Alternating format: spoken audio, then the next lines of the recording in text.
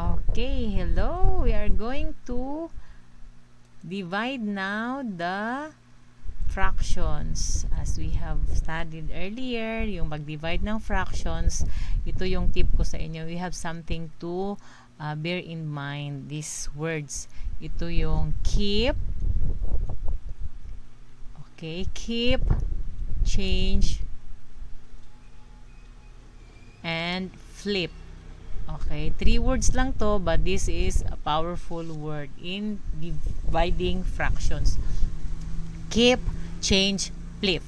Because this is what you are going to do. For example, we have 5/8, okay, divided by 1/4. Okay, equals, this is now our mathematical sentence, our problem. 5/8 divided by 1/4. We will apply this keep, change, flip.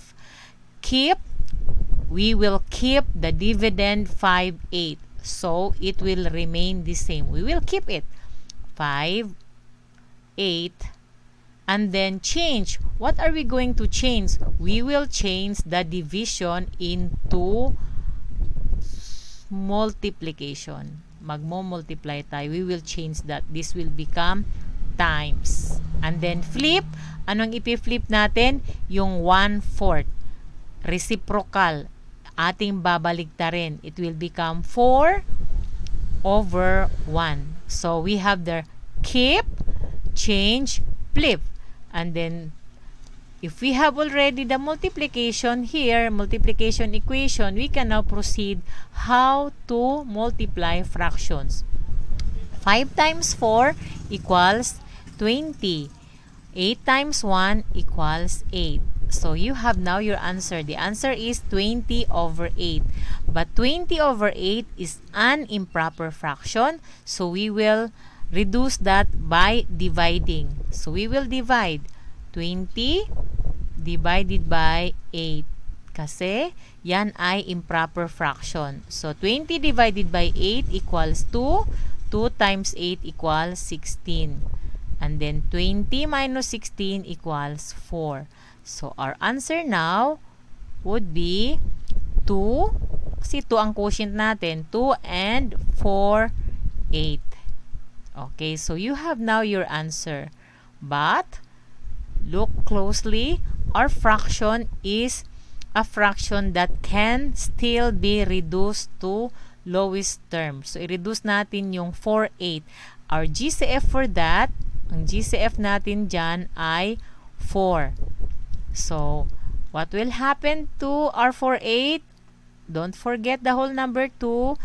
Okay, so 4 divided by 4 equals 1.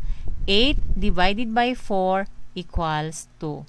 So, this is now our final answer for 5/8 divided by 1/4. This is for example number 1. Okay, another example. Example number 2. Okay. Let's say we have 9/10. Okay, divided by, let's say, 4/5. Okay, 9/10 divided by 4/5. So, again, remember the keep, change, flip. Keep, change, flip. Okay, so 9/10, we will keep that. 9/10.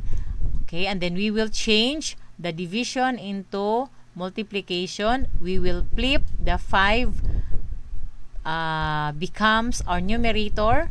And the 4 becomes our denominator. And then proceed to multiplication. 9 times 5 equals 45. Okay, di ba? And then 10 times 4 equals 40. So, we have the answer now, 45/40. So, this is an improper fraction. Again, we will divide para makuha natin ang final answer. So, 45. Okay, 45 divided by 40 equals 1. 1 times 40 equals 40. 45 minus 40 equals 5. So, sagot natin, our quotient is 1. Ito ang sagot natin, 1 ang sagot. Okay, quotient. And then the 5, which is the remainder, becomes our numerator, 5 over 40. So, sagot na siya, but still, look at the fraction, which is 5 over 40. It can still be reduced. Pwede pa siyang i-reduce eh. So, pag nag-reduce natin siya, hanapan natin siya ng GCF. Ano ba ang GCF ng 5 tsaka 40? So, GCF for that is 5. Kasi, divisible ang 5 sa 5 at ang 40 din sa 5, right? So, don't forget the 1. Always remember the 1 kasi kasama yan eh. Yun ang pinakamalaki ang whole number. 5 divided by 5 equals 1. And then 40 divided by 5 equals 8. So, this is now our final answer. 1 and 1/8. So, 9/10 divided by 4/5 is 1 and 1/8. That is how we divide fractions. Okay, that's good.